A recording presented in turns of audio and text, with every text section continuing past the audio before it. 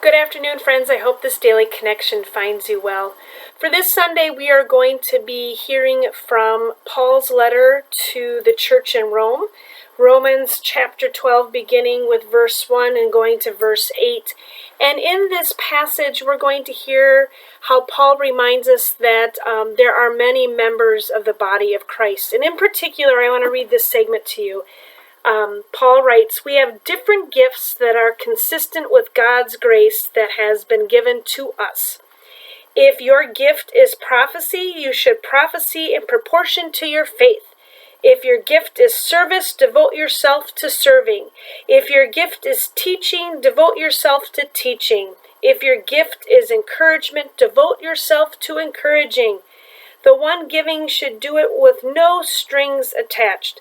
The leader should lead with passion. The one showing mercy should be cheerful."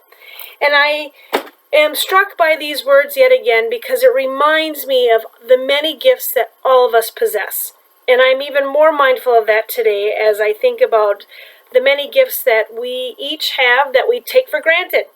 Some of us are good at singing. Some of us are doing good at gardening. Some of us are good at reading. Some of us are good at listening. Some of us are good at just hanging out.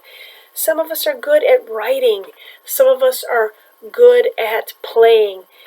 These are all gifts that we cannot minimize or take advantage, that we should just welcome them, that they are delight.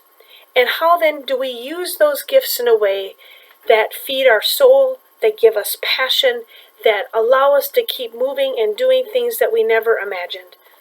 It is a lovely passage that in the midst of COVID, when we are about ready to pull our hair out from being isolated from one another, that we can really take a moment and say to ourselves and to our loved ones, what are some things that we do really well in our relationships as individuals?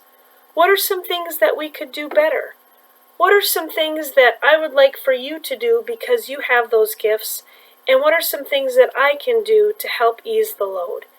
It's having intentional conversations with our friends, our family, our partners, asking for what we need and hope for, and then sharing those gifts with each other, because we don't have to do this alone. We're all in this together.